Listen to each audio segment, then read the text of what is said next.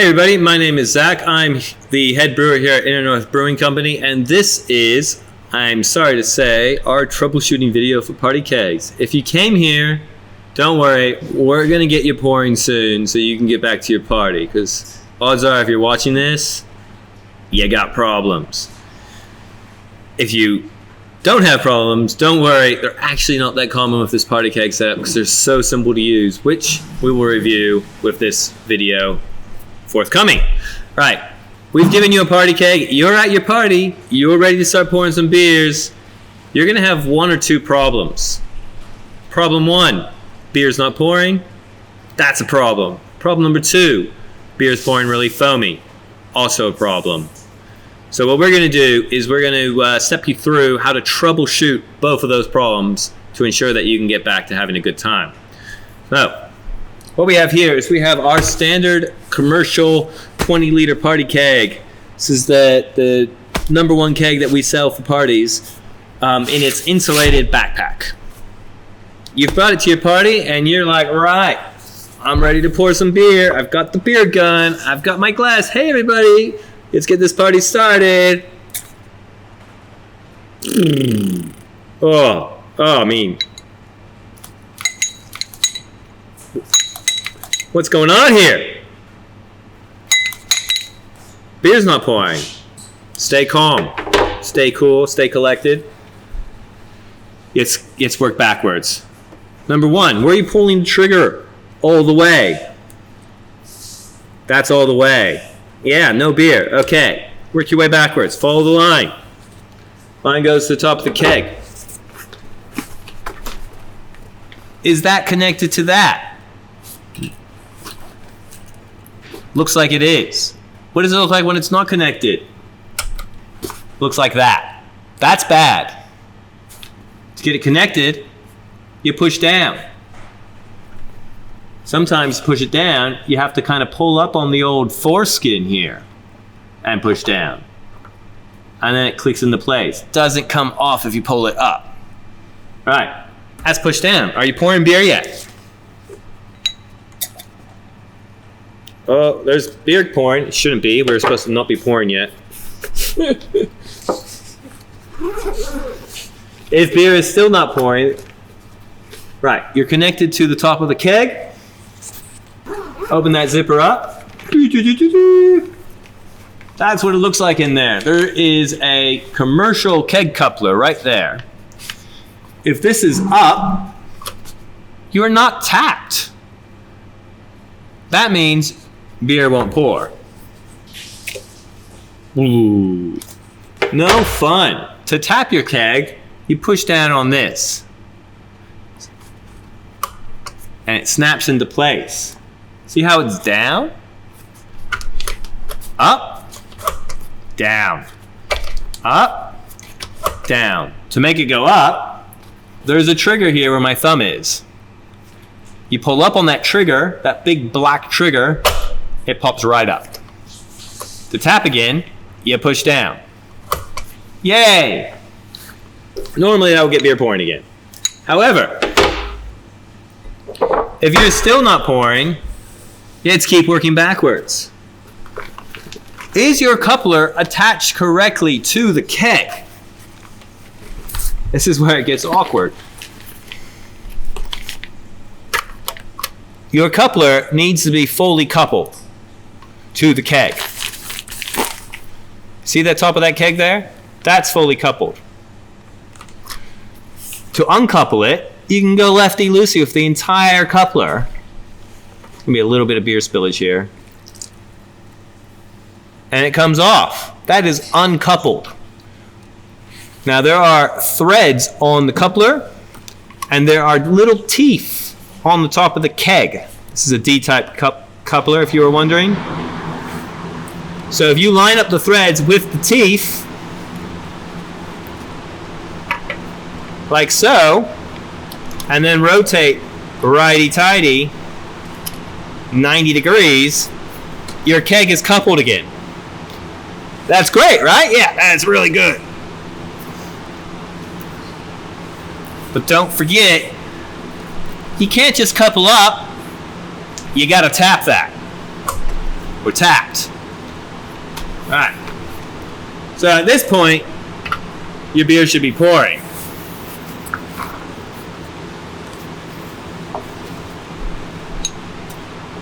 Yay, beer is pouring. However, maybe your beer isn't pouring still. We've worked backwards now from the beer gun, up the line,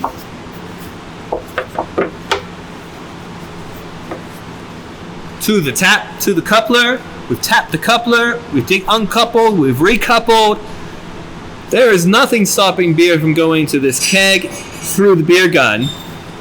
However, there's still no beer. Alright, so we've covered everything to get the beer from the keg through the coupler into the beer line to the beer gun. Everything's hooked up, nothing's hissing, nothing's leaking, nothing's amiss, but no beer. Oh, nothing sadder than that.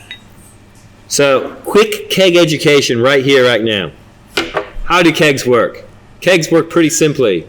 Basically, there is a dip tube or a spear, or maybe you can think of it as like a straw, going from the top of the keg down to the bottom. Down to the bottom. So that means that a keg pours from the bottom. And to get the beer to come out of the keg, something needs to push it at the top to force that beer up the straw. What we push it with is CO2, gas. So if you've got all your beer line side of things hooked up correctly and there's nothing weird, and you're still not pouring beer, you got something wrong with your gas. Nobody likes a gas problem. Nothing ends a party like bad gas. Let's check the gas, right? Step 1. Make sure your gas is connected. This is your CO2 cylinder. It is like a SodaStream bottle, but it says Kegland on it. Shout out to Kegland and Key and the boys out there who are doing amazing work revolutionizing the homebrew industry. SodaStream bottle, essentially, hooked up to your regulator. We need to make sure that this is hooked up to the keg appropriately. To do that, follow the gas line. It goes to here, right? This connects to the keg coupler. Here. That is bad. Pull back the foreskin and push in. That's coupled. That is connected to the keg coupler, right? Good. To disconnect it, for whatever reason, you pull back on the foreskin, and it comes off. To reconnect, put it back on there. I'm doing this blind. Pull back on the foreskin, helps out a little bit, and push in, and it's connected. So you've got a nice solid connection there. Also, you're not hearing any hissing. It's good to know that you're not hearing any gas just hissing anywhere, because that indicates a leak. Leak's bad. Okay, now that the gas is definitely connected to the keg via the keg coupler, we then need to make sure the gas is on. That's pretty important. Step 1. In between the CO2 bottle and the regulator, we have a little adapter piece, because different SodaStream bottles are different. So this adapter piece is important to make sure that it works for all bottles. So step 1, we need to turn on the bottle. And that's done with this little guy. Just want to turn him righty-tighty, until it gets tight. And then just turn it another half a turn. Done. Regulator has a little gauge on it. It's in PSI, pounds per square inch. That's the pressure that this bottle is putting onto your beer. And the higher the pressure, the faster your beer will pour. That's important for later on when we're troubleshooting foamy beer problems.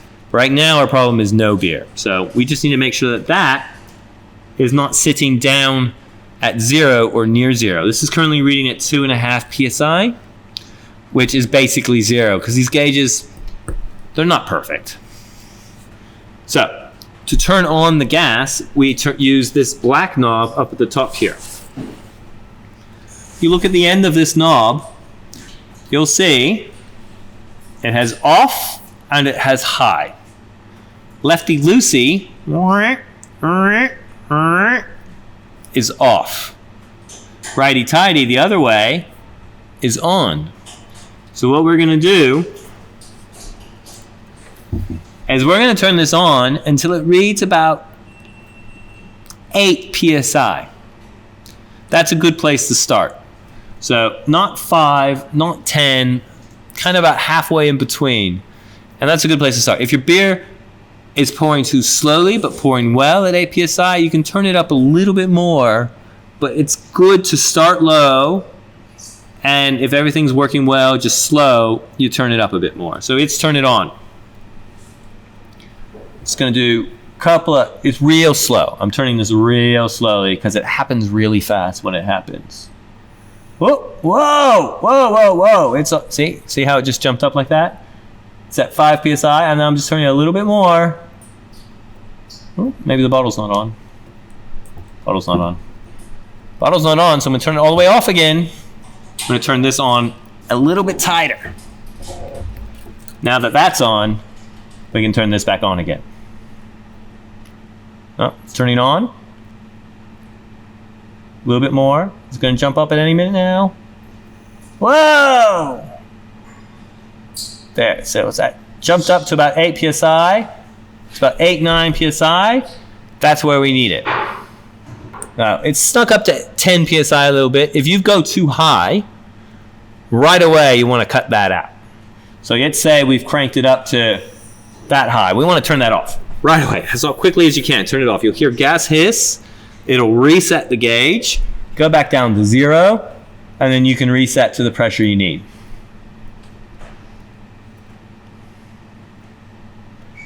There you go. That's about 10. So now our gas pressure's set. We've done everything. We've checked the beer gun. We've checked the beer line. We checked the connection to the coupler. We've checked the coupler connection to the keg. We've made sure the keg was tapped. We made sure the gas was connected. We made sure the gas was on and the gauge is reading. Oh, gauge has jumped up. Huh. Let's just turn that off. We made sure that the gauge is reading about 9 psi.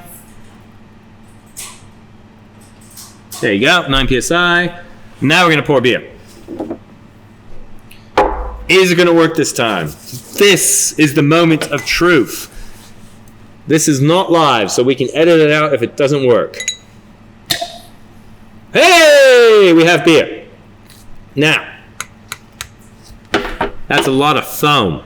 Why do we have all that foam? What is going on? I thought we said Party Keg, not Farty Keg. We can do better than that. The reason it's foamy is because when I earlier cranked up the gas pressure higher than I was supposed to, now we got foamy beer, because it doesn't matter what this says. If you put too much gas in the keg, that gas stays in the keg. And that means until you've poured out a bunch of foamy beer, or until you release the pressure in the keg, your beer is going to keep pouring foamy. So how do you recorrect that? I recommend, if your first step is try and pour 2 or 3 beers. If after 2 or 3 beers it is not improving and it is not pouring well and your pressure gauge is still reading around 10 psi, I recommend that you reset your gas pressure. And that means you need to release the gas pressure from the keg. How do you do that? Let's go through that now. Step 1, we need to release the gas pressure from the keg. First, turn off the gas. Lefty loosey on the black knob till it reads off. The gauge should be reading close to 0, if not exactly 0. Step 2. Disconnect the gas coupler from the keg. We've covered this before, but pull back on the old foreskin and pull it off. That's disconnected. So there's no way that you're introducing more gas to the keg. Next step, release the excess pressure from the keg. How do you do that? You do that by loosening up this piece right here. It is just screwed on. So all you gotta do is turn it lefty-loosey, like that. Don't do this with the keg upside down, do it vertically. And the gas will hiss out, and when there's no more gas hissing out, it's done. If the keg's full, it takes very little time for the gas to hiss out. But if you have the keg almost empty when you over-gassed it, it'll take a long time for all that gas to hiss out because there's that much more gas in the keg. Whereas if it's full, there's that much gas. When it's empty, there's this much gas. So it takes longer. Once you've released all the gas from the keg, you need to screw that back on tight. Not like crazy tight. You don't need to get the wrench on it. No spanner required. Just hand snug is the way they say it. Once that's screwed back on, find your little gas piece. Ba-bang. Pull back the old foreskin again and snap-a-roni back on-o. There you go. Gas is reconnected. Now remember, we turned the gas off, so we now have to turn the gas back on.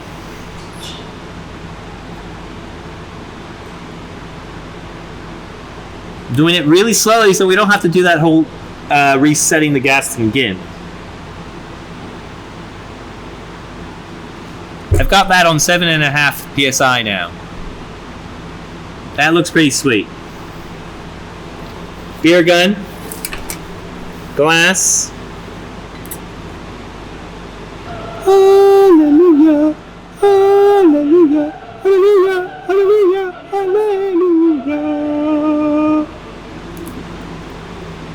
Problem solved. Now, I would like to say this is a comprehensive of everything that could possibly go wrong when you have a party keg, but like every party, there are usually a few people in that party who can figure out a way to mess up the unmess-upable. It's impossible for us in a video to cover absolutely every little itty-bitty-bitty thing that can go wrong. But this video should give you the basic principles of the primary things that are going to be a problem. Now, I just want to reinforce what I believe I said at the beginning of this video. Beer will only pour well if the beer is cold. If the beer is not cold, the beer will not pour well. So, if it was straight out of the fridge in an insulated backpack, you're good. If you're having a party up in the Australian Alps, and it's the middle of winter, and it's -5 degrees outside, and the keg's outside, you're good. If it's 40 degrees, and you've had it in your car for 4 hours, and you only finally got it out at the beach, you're probably not good.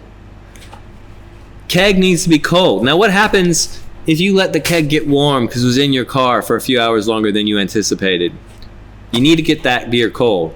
But it's a big thing. You don't have a fridge you can fit in. What are you going to do? It's really not that hard. So we're just going to walk you through taking it out of the backpack. And take it out of the backpack, and we're going to put it in an esky. Right? All right. Step 1. Most likely, the keg will arrive to you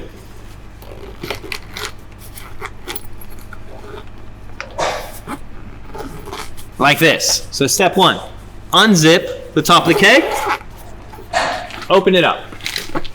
Step 2, make sure the keg is untapped. We covered this earlier. Keg is untapped. Step 3, to avoid kinking or ruining your lines, carefully uncouple the keg. Paying attention that you don't want to kink the beer or gas lines. So you uncouple the keg, as we discussed earlier. Lefty-loosey. Make sure the keg is untapped before you do this. Ta-da! Coupler's off. We now need to carefully fish it through the top of the backpack. It's free. That is your beer line and gas free of the keg. Carefully set those to one side. Again, can't stress it enough. Don't kink the lines. Don't drop the gas bottle. Don't break shit. Then we can remove the keg from the backpack. It's a little bit awkward since I'm sitting at a table.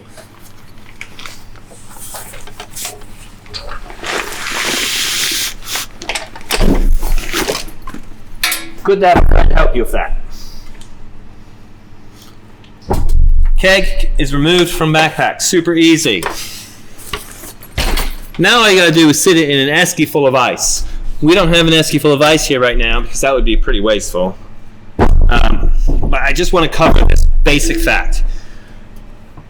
As discussed earlier, with a keg system, the beer pours from the bottom.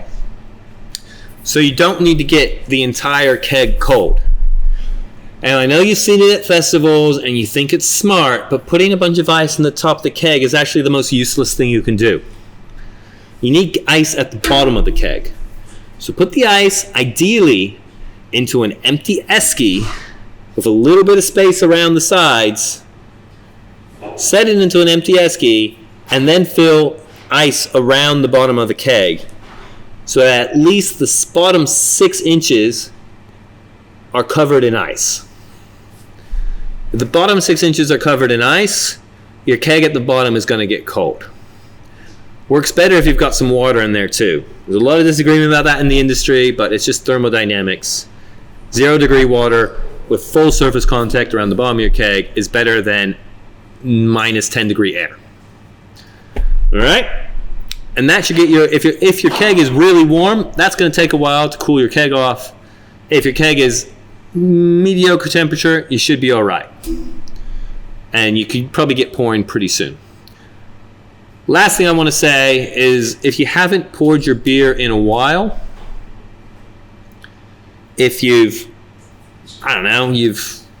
went off to collect firewood and you've come back to the fire and you've gone to pour your beer, your first pour is always going to be a little bit foamier than your second because the beer that's been sitting in the beer line the whole time has been getting warm. So once that line is cleared, doesn't take much, just like 150 mil, more or less than that. Maybe like that much beer in the line. Once that foam is out of the line, your beer will start, the cold beer will be coming from the keg and it'll pour just fine. So don't panic if you get a little bit of foam your first pour after a little break. And very importantly, understand that even under the best, most optimum conditions, there's always some foam when pouring beer. If you're hoping to get a keg of beer that's 20 liters and not have a single drop get wasted, you're kidding yourself. If you want to do that, buy the more expensive slab options out there. Get a bunch of slabs. Kegs are great and they're economical, but even at the best bars, there's some wastage at the tap. So you just need to accept that you'll get some head and some foam and try to optimize it to minimize the wastage and maximize the fun. I think we've covered everything now. All right. Have a good day, everyone. Grab yourself a party keg and enjoy. I think this, yeah, cheers. Yeah, there you go.